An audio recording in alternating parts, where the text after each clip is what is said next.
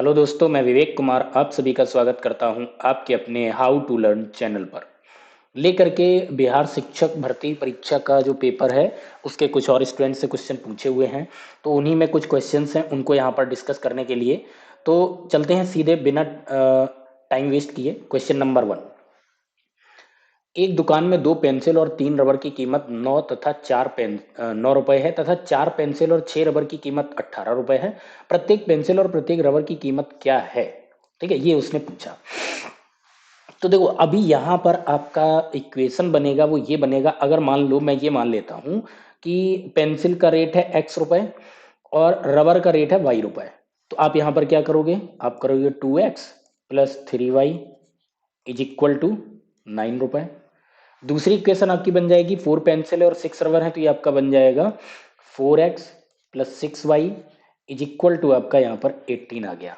अब देखो, ये इक्वेशन में अगर हम देखें यहाँ पर, तो इस इक्वेशन में एक चीज देख रहे होंगे, पूरी की पूरी इक्वेशन को मल्टीप्लाई कर दिया है 2 से, सेकेंड वाली को एज इट इज वही है। और जब हमको, अब यहाँ पर एक चीज समझो, इसको अगर हम 2 से डिवाइड कर दें, कि हमको अगेन यही वाले फर्स्ट वाली इक्वेशन नहीं मिल जाएगी? ये आपका सेकंड है। चाहो तो फर्स्ट में मल्टीप्लाई करो 2 से तो सेकंड, और सेकंड को डिवाइड करो 2 से तो फर्स्ट। अब हमको देखा जाए तो ओवरऑल जो आपको लग रहा है कि ये 2 इक्वेशन है, यहां पर 2 इक्वेशन नहीं है, यहां पर सिर्फ और सिर्फ आपके पास एक ही इक्वेशन है। और एक इक्वेशन कभी सॉल्व नहीं करी जा सकती है, इतना ध्यान रखो। ऐसी सिचुएशन पे क्या होगा? ऐसी सिचुएशन पे आपका आंसर आता है इनफाइनाइट। मतलब यहां पर इनकी जो वैल्यू होगी, पेंसिल और रबर की, वो इनफाइनाइट होगी। इनफाइनाइट कैसे होगी, मैं आपको यहां पर देखो एग्जांपल दिखा देता हूं। मैं प्रूव करता हूं, 2 वैल्यू मैं प्रूव करूंगा, ऐसी और भी कई सारी वैल्यू होंगी, पॉइंट में जाएंगे बहुत सारे, मतलब एक से ज्यादा इनकी वैल्यू हो सकती है। अगर हम यहाँ पे मान लें कि जो आपकी पेंसिल है, ठीक है, पेंसिल का रेट है 1.5 रुपए, और जो आपका रबर है, ठीक है, इरेजर है, उसका है रेट 2 रुपए। तो आप पहली इक्वेशन में यहाँ पर फिल कर दो। पेंसिल का आपने 1.5 लिया, तो फर्स्ट इक्वेशन में जब आप यहाँ पर फिल करोगे तो आपके पास क्या आएगा? 2 × 1.5 प्लस 3 × 2, 3 × 2, ये इक्वल होना चाहिए 9 के, बिल्कुल होना चाहिए। 2 × 1.5 करोगे 3 आएगा, प्लस 3 × 6 करोगे, सॉरी यहाँ पे 9 है, तो ये देखो बराबर हो जाएगा 9, यानी कि 9 इज इक्वल टू 9। आपका यहाँ पे मैच कर गया। यानी कि पेंसिल की कीमत अगर 1.5 रुपए होगी तो रबर 2 रुपए की होगी पर रबर, तो 9 रुपए मिलेगा। दूसरा एग्जाम्पल देखो, यदि इसी जगह पे 2 यानी पेंसिल का है, दूसरा मैं रेट यहाँ पर बता रहा हूँ, 2.25 हो और इसका रेट 1.5 हो, तो यहाँ पर क्या करो? 2.25 प्लस 3 × 1.5, ये भी हमारा किसके होना चाहिए? ये भी हमारा 9 रुपए के होना चाहिए। आ जाएगा, बिल्कुल आंसर आएगा। तो यहाँ पर इसको सॉल्व करोगे, ये आपका आ जाएगा 4.5 प्लस 3 × 1.5 करोगे, ये भी 4.5 आएगा, इज इक्वल टू 9। तो 4.5 ऐड करोगे, अगेन आपको यहाँ पर वैल्यू मिल जाएगी कि आपकी 9 मैच कर रही है। तो आपने देखा यहाँ पर पेंसिल की कितनी वैल्यू आ गई? यहाँ पर पेंसिल की आपके पास 2 वैल्यू आ गई। पहली वैल्यू कितनी है? 1.5, और दूसरी वैल्यू है 2 पॉइंट, यहाँ पे मैंने ये गलती करी है, यहाँ पर होगा 2.25, तब यहाँ मल्टीप्लाई इसका आएगा, ठीक है। तो ये आपका यहां पर बन जाता है। तो 2 वैल्यू पेंसिल की हैं, तो हम बता ही नहीं सकते। आई होप ये बात क्लियर होगी, ठीक है। इसको हम इक्वेशन से भी अगर करने जाते हैं तो वहां पर हम 2x की वैल्यू यहाँ रख लेते हैं। चलो, इक्वेशन से भी आपको हम यहाँ पर बता ही देते हैं। इक्वेशन को भी यहाँ पे समझ लो। इक्वेशन को कैसे समझेंगे? 2x, ये आपका है 2x plus 3y is equal to है 9, और दूसरी इक्वेशन है आपकी 4x plus 6y is equal to है 18 के। तो यहाँ पर देखो 2x इज इक्वल टू, अगर हम 2x की वैल्यू फाइंड आउट करें तो 2x की वैल्यू कितनी होगी? प्लस 3y, माइनस उधर चला जाएगा तो माइनस 3y हो जाएगा। ये हमारी 2x की वैल्यू आ गई यहाँ पर। अब क्या हम इस वाली इसको हम ये कर सकते हैं, इसको देखो यहाँ पर, ये जो 4x है, क्या हम इसको 2 इंटू 2x, ऐसे नहीं लिख सकते? बिल्कुल लिख सकते हैं, plus 6y is equal to 18। अब देखो 2x है, यहाँ पर देखो 2x की वैल्यू ये है, तो 2x की ये वैल्यू पुट करा दो, कितना आ जाएगा? 2 इंटू 2x की वैल्यू कितनी आ जाएगी? 9 minus 3y plus 6y is equal to 18 हो जाएगा। 2 का मल्टीप्लाई कराएंगे तो ये आ जाएगा आपका 18 माइनस 2 3 जा 6y plus 6y is equal to यहाँ पर अगेन 18 आएगा। और देखो यहाँ पर आपका क्या हो जाएगा, ये आपका यहाँ पर कैंसिल हो जाएगा इससे ये, तो आपका बचा क्या, 18 इज इक्वल टू 18। भाई 18 क्या है, कुछ पता है भाई? हमको तो यहाँ पर वैल्यू निकालनी थी x या y की, तो x और y तो हमको मिला ही नहीं, x वहां से हट गया, y पूरा यहाँ से चला गया, बचा क्या, कुछ नहीं बचा। तो आप क्या कंपेयर करा रहे हो, किससे कंपेयर, 18 वैल्यू किसकी 18 है, नहीं करा सकते हो। ऐसी सिचुएशन पे ऑलवेज आपका आंसर आएगा इनफाइनाइट। क्लियर है इतनी बात? कभी भी नहीं बता सकते हो एक से ज्यादा वैल्यू होंगी। आई होप ये क्लियर बात हो गई होगी। नेक्स्ट है, चार बहनों की औसत आयु 7 वर्ष है। यदि हम इसमें माँ की आयु को जोड़ दें तो औसत आयु 6 वर्ष बढ़ जाती है। माँ की आयु क्या होगी? एक तो तरीका ये होता है, एक चीज यहाँ पे समझो, जो नंबर ऑफ यहाँ पर सिस्टर्स थे, ठीक है, नंबर ऑफ सिस्टर्स हैं, उनका हम मल्टीप्लाई कर दें। उनका हम मल्टीप्लाई किससे कर दें, जो आपका यहाँ पर इंक्रीज हुआ है। कितना इंक्रीज हुआ है? इतना। मतलब कहने का ये है, चार बहनें थी पहले 7 7 7 7 साल की थी, ठीक है, 7 7 7 ईयर की थी, और औसत जब 6 बढ़ गया तो यही चार बहनें जब मम्मी वाले ग्रुप में शामिल होंगी तो ये 13 13 13 साल की होंगी, क्योंकि औसत 6 बढ़ गया। तो चार लोग हैं 13 13 प्लस एक मम्मी और आ गई, तो 5 लोग हो गए जिनकी औसत आयु कितनी, 13 हो जाएगी।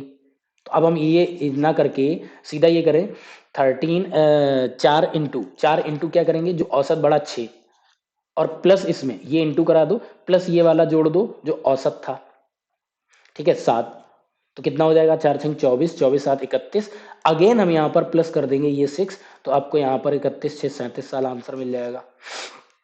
एक बार और समझाते हैं, ये थोड़ा सा हौच पौच हो गया होगा, आपको क्लियर नहीं हुआ होगा। इसको देखो कैसे करते हैं। चार बहनें थी, ठीक है, यहाँ पर एवरेज था 7, इंक्रीज कितना हो गया 6।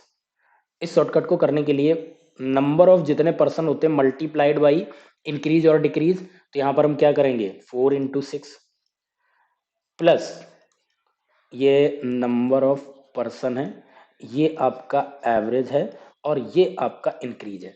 अब हम यहाँ पर एवरेज को प्लस करेंगे तो 7, और प्लस आपका यहाँ पर इंक्रीज कितना हुआ वो, तो 4 × 6 करोगे ये 24 मिल जाएगा, प्लस 7 और 6 ये 13 हो जाएगा। आप 24 और 13 को ऐड करोगे 37 आपको यहाँ पर मिल जाता है। तो ये भी तरीका है। ये अभी हम आपको यहाँ मल्टीप्लाई ऐसे करके दिखा रहे हैं, एग्जाम में होगा नहीं करना पड़ेगा, क्योंकि 4 × 6 24, 24 में प्लस एवरेज और प्लस इंक्रीज ये ऐड कर दो, तुरंत आंसर मिलेगा, कोई कैलकुलेशन नहीं करनी पड़ेगी। दूसरा तरीका ये है, चार सिस्टर्स हैं, उनका एवरेज कितना है 7, तो टोटल एज अगर हमें निकालनी पड़ेगी तो कैसे आएगी, 4 × 7 इज इक्वल टू 28, यानी चारों बहनों की टोटल एज कितनी है 28, ठीक है। अब यहाँ पर कितने, यहाँ पर कौन आ गया, यहाँ पर मम्मी को शामिल कर लिया जाता है, तो नंबर ऑफ पर्सन कितने हो जाएंगे 5। एवरेज कितना बढ़ जाता है 6, तो 7 के बजाय एवरेज, नंबर ऑफ पर्सन हुआ एक इंक्रीज मम्मी, बट एवरेज कितना इंक्रीज हो गया 6 इंक्रीज हो गया, तो ये 13 हो जाएगा। नंबर ऑफ प्लस हुआ 1, और यहाँ पर हुआ प्लस 6, तो ये हो जाएगा 13। इतनी बात क्लियर है? अगर हम यहाँ का टोटल एज निकालें तो कितना करेंगे, 5 × 13 इज इक्वल टू आंसर कितना आएगा 65, यानी मम्मी के आ जाने से टोटल एज 28 से बढ़ करके कितनी हो गई, तो जो बढ़ी हुई है वही मम्मी की होगी।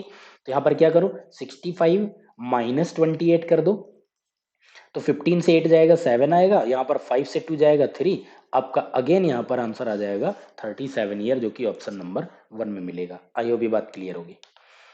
नेक्स्ट है, 121 वर्ग मीटर आधार क्षेत्रफल और 23 मीटर ऊंचाई वाले लंब प्रिज्म का आयतन। यहाँ पर देखो वह बात वही है, इनके फॉर्मूलेज होते हैं, अगर वो आपको पता है तब तो आप आंसर जल्दी कर पाओगे, फॉर्मूले नहीं पता है तो आप वहां पर नहीं कर पाओगे।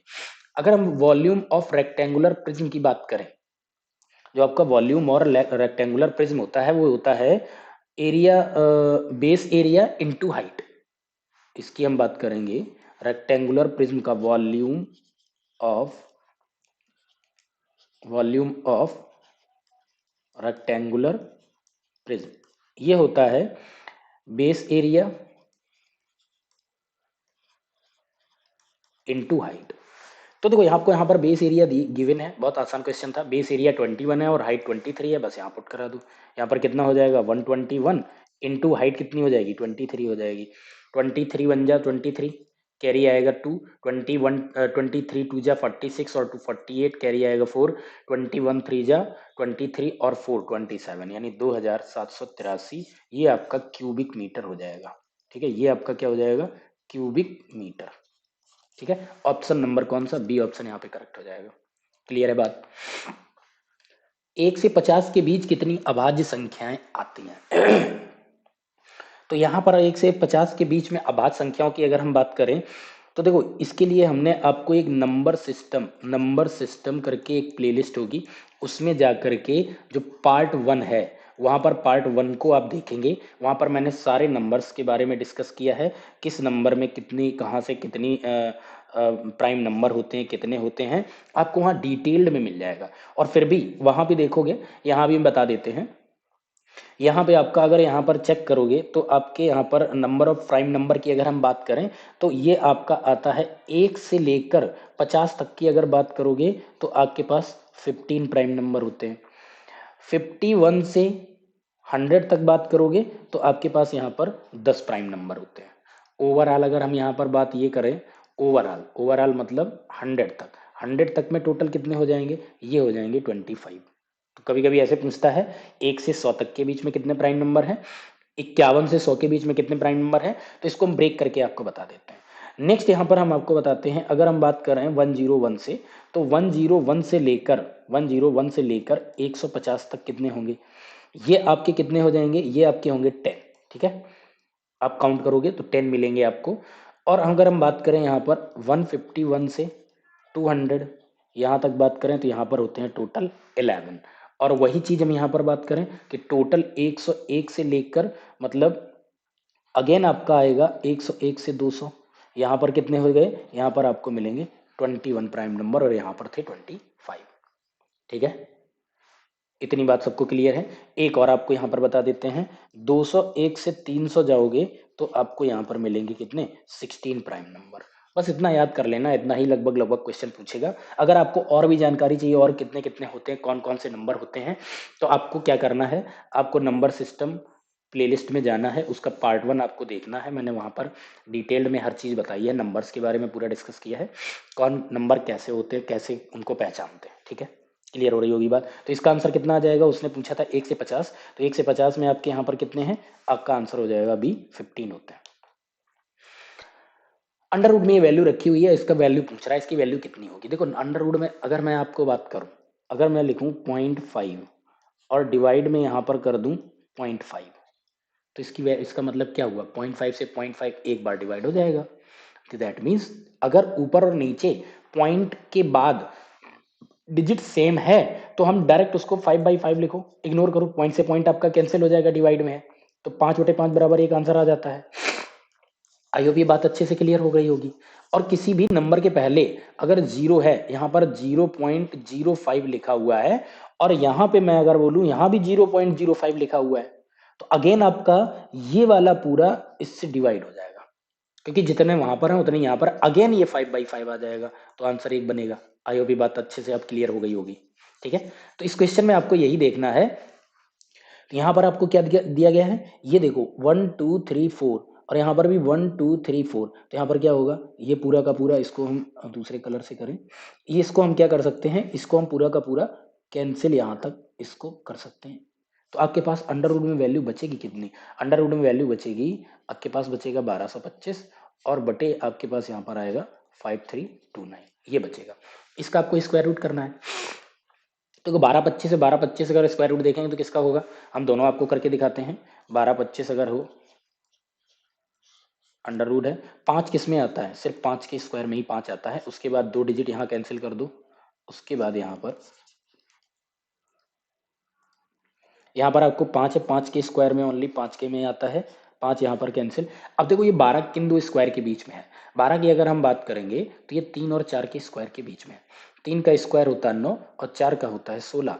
अब जो 12 है 9 के पास है या 12 ये 16 के पास है, तो 12 है नियर अबाउट इज 9, क्योंकि यहाँ पे डिफरेंस है 3 का, यहाँ पे डिफरेंस है 4 का, तो नियर अबाउट छोटे वाले के पास तो हमेशा यहाँ पर तो ऑलवेज छोटा नंबर आता ही है, करने की जरूरत भी नहीं थी। 35 हो गया, तो पहले वाले का आंसर हमको कितना मिला, 35। ऑप्शन अगर चेक करोगे तो एक ही में 35 है, दूसरा हो नहीं सकता, बट यहाँ पर ये इन्होंने दे दिया एक से अधिक और नन ऑफ दिस, तो हमें पूरा करना ही पड़ेगा। चलो दूसरा हमको यहाँ पर इन्होंने दिया हुआ है कितना, 5329। ठीक है, 5329, इसका स्क्वायर निकालो। इसमें हम क्या करेंगे, देखो जो 9 पे है, 9 पे किस किस में आता है, 1 के स्क्वायर में आता है और 9 के स्क्वायर में आता है।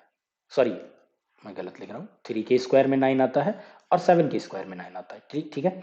इतना करने के बाद दो डिजिट कैंसिल कर दो, दो डिजिट कैंसिल करने के बाद 53 को देखो किस किस स्क्वायर के बीच में है, ये 7 और 8 के स्क्वायर के बीच में है।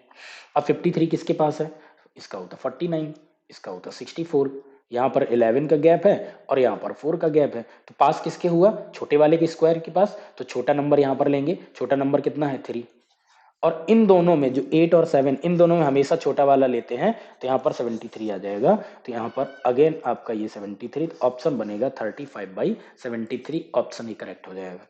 क्लियर है। लोहे का एक ठोस टुकड़ा है, उसका ये दिया गया विमा वाले एक घनाभ के आकार में, इसे ढालकर एक ठोस गोला बना जाता है। तो देखो यहाँ पर सबसे पहले हम क्या करते हैं, यहाँ पर एक घनाभ बना लेते हैं।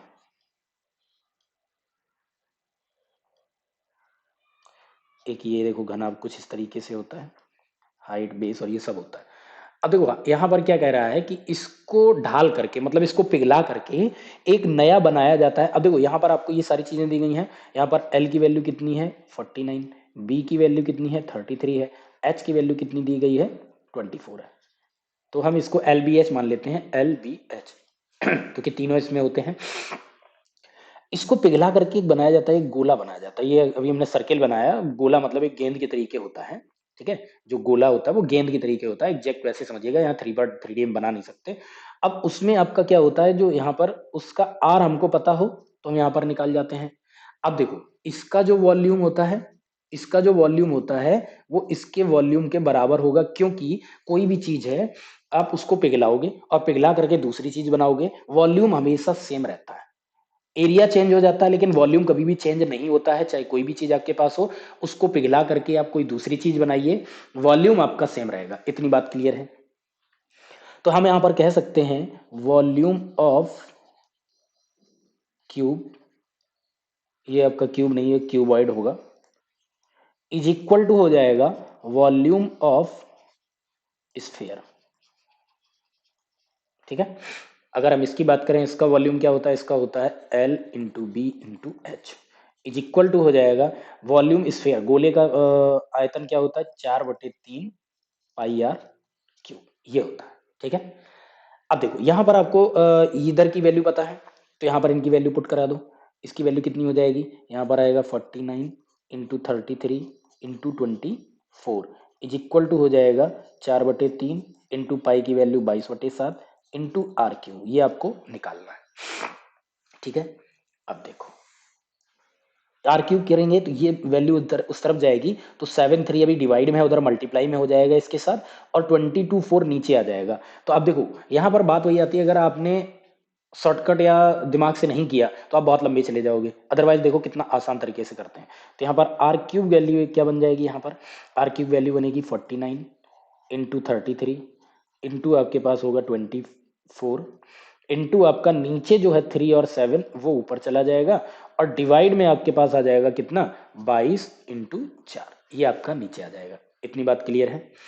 अब देखो इसको काट लो, 11 से काटेंगे तो ये 3 आएगा और आपके पास ये 2 आ जाएगा, 4 से डिवाइड करोगे 24 को ये 6 आ जाएगा, और इस 2 से डिवाइड इस 6 को करोगे तो ये 3 आ जाएगा।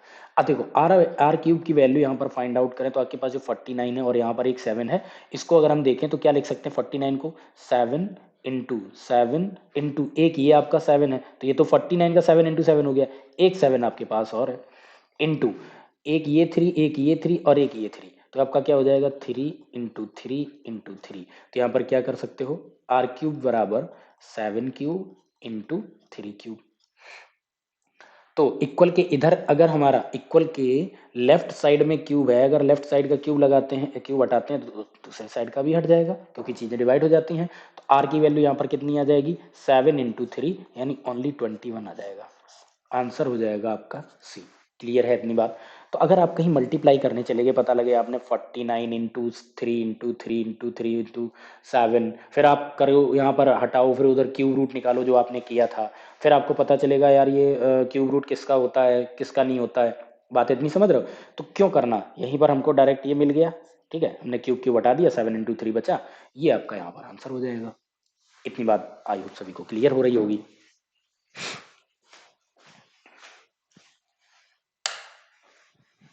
चलते हैं नेक्स्ट क्वेश्चन पे।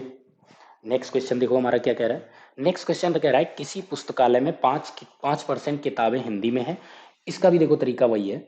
अगर आप इसको शॉर्ट तरीके से ना कर पाए तो आपका बहुत लंबा हो जाएगा। क्या लंबा वाला पहले हम आपको बता देते हैं मेथड। हम मान लेते हैं कि 100% पूरी किताबें थी, 5% चलेंगी तो 95% बची। ठीक है, अब 95% बची, उसका 10%, 10 यहाँ पर कितना, यहाँ पर तो -5 हुआ होगा, यहाँ पर -9.5 होगा, क्योंकि इसका इतना होगा, तो ये कितना बचेगा, 85.5 बचेगा। अगेन इसका आप यहाँ पर 15% निकालोगे, तो अब देखो इसका 15% निकालने में ही हालत आपकी खराब हो जाएगी। ये बात क्लियर हो रही। अगर इसका 15% निकालेंगे तो इसका भी हालत खराब हो जाएगी। तो कहीं ना कहीं ये लेंदी हो रहा है। क्लियर है बात। दूसरा ये है हम यहाँ पर ये मान लेते हैं, हालांकि मैं यहाँ पर x नहीं मान रहा हूँ, सिर्फ और सिर्फ ये मानता हूँ कि आपके पास, मैं मान ये लेता हूँ कि स्टार्टिंग में x पुस्तकें थी, ठीक है, इनटू, अगर 5% चलेंगी तो बचा कितना, 95/100, ध्यान से समझना, इनटू, अब इस 95/100 का कितना परसेंट, 10%, तो फिर अगेन ये वाला अब 100 के करीब हो जाएगा, तो यहाँ पर 10%, तो ये बचेगा कितना, 90/100। जब भी कभी कोई वैल्यू बचती है उसमें पुनः इसमें शेष का दिया गया है, हर बार शेष का निकाल रहा है, रिमेनिंग का निकाल रहा है, तो रिमेनिंग मान लो पहले वैल्यू कोई 100 है और फिर वैल्यू 80 होती है, तो अब 80 अपने आप में ये 100% के बराबर हो जाएगी। इतनी बात समझे। तो इस 100 इसका भी हम निकालेंगे तो हम फिर 100 के परसेंट से ही निकालेंगे, क्योंकि वो हर बार कह रहा है रिमाइंडर का। अब कह रहा 15%, 15% चला जाएगा तो आपके पास बचेगा कितना, 85/100। बात इतनी क्लियर। पहले आपका ये बचा, उससे ये चला गया, फिर इतना बचा, उससे इतना चला गया, इतना बचा। ये वैल्यू आपकी क्वेश्चन में गिवन है कि जो बचे हुए हैं वो आपके ये हैं कितना, 5814, 5814। इतनी वैल्यू आपकी वहां पर बची हुई है लाइब्रेरी में। तो पूछ रहा है टोटल कितनी होगी। अब देखो, अगर मैं यहाँ पर x इज इक्वल टू उस तरफ ले जाएंगे तो 100 ऊपर चले जाएंगे और 95 नीचे आएंगे। इसको भी यहीं पे सॉल्व कर लो। ये आपका 19/20 होता है, ये आपका 9/10 होगा, ये आपका 17/20 होगा। तो हम जाएंगे सीधे उधर, जब दूसरी तरफ जा रहे होंगे तो वहां पर x की वैल्यू कितनी आ जाएगी, ये आपका बनेगा 5814 इंटू, नीचे वाला ऊपर जाएगा 20 इंटू 10 इंटू 20, और डिवाइड में आपके पास कितना आ जाएगा, 19 इंटू 9 इंटू 7, 19 इंटू 9 इंटू 17। ठीक है। अब देखो, अब इसको यहाँ पर सॉल्व कर लो, इसको जरा डिवाइड कराओ तो क्या 9 से डिवाइड होगा, 8 5 13 1 14 18, बिल्कुल सही डिवाइड हो जाएगा। 9 से डिवाइड हम करेंगे तो कितना, 9 6 जा 54, बचेगा कितना 4, 41 हुआ, 9 4 जा 36, 7 बचेगा, नहीं नहीं 5 बचेगा, 5 और 4, तो 9 6 जा 54, तो 646 आएगा। अब जरा इसको 19 से डिवाइड कर लो, 19 से हम इसको डिवाइड करेंगे तो कितना बचेगा 19 4 जा 76 हो जाता है, तो यहाँ पर 19 3 जा आएगा 57, बचेगा हमारे पास कितना 57, 3 और 4 34 आ जाएगा, 19 4 जा 76 आ जाएगा। अब 17 से डिवाइड करेंगे तो कितना बचेगा, 2 बचेगा। देख रहे हो कितना आसान से डिवाइड हो गया। तो यहाँ पर x की वैल्यू कितनी बची, ये बची 2 इंटू 20 इंटू 10 इंटू 20, तो 2 इंटू 2 इंटू 1 इंटू करा दो, जीरो कितने हो जाएंगे आपके पास, यहाँ पर आपके पास जो टोटल जीरो आ जाएंगे 1 2 3, और 2 इंटू 1 इंटू 2 यानी 2 का क्यूब 8 आ जाएगा, और 3 जीरो लगा दो। यहाँ पर x की वैल्यू कितनी आ गई, यानी स्टार्टिंग में जो हमने x माना था उसकी वैल्यू टोटल कितनी हो जाएगी, 8000। अब देखो, अगर यहाँ पर ये वाला ऑप्शन ना होता, मैंने ये पूरा इसलिए कराया, नहीं तो स्टार्टिंग में भी हम बता सकते थे आपको शॉर्टकट। एक चीज़ ये भी होती है, अगर ये ऑप्शन मेरे पास नहीं होता, ठीक है, तो हम बहुत आसानी से इसको टिक कर जाते। क्यों, रिमेनिंग हमारी जब इतनी पुस्तकें बची हुई हैं, रिमेनिंग इतनी पुस्तकें बची हैं, तो टोटल कम कैसे हो सकता है, एक ऑप्शन था टिक करके निकल जाओ। कभी कभी ऐसा आता है, मैं ये नहीं कर रहा हूं कि आप हमेशा ऐसा करिएगा, कभी कभी ऐसा आ जाता है। तो कहीं ना कहीं इसको ये भी स्मार्टनेस दिखाओ, आपका ये भी चेक हो जाता है वहां पर, क्या आपने ये चीज देखी, पता लगे आप पूरा सॉल्व करने गए तो सॉल्व करने में देख रहे हो कहीं ना कहीं 1 1.5 मिनट आपको टाइम लगेगा। क्लियर है बात। तो आई होप आपने बहुत अच्छे से इस पेपर को समझा होगा। तो इसी के साथ हम आपसे मिलेंगे नेक्स्ट पेपर के साथ। तब तक के लिए bye bye, take care, thank you.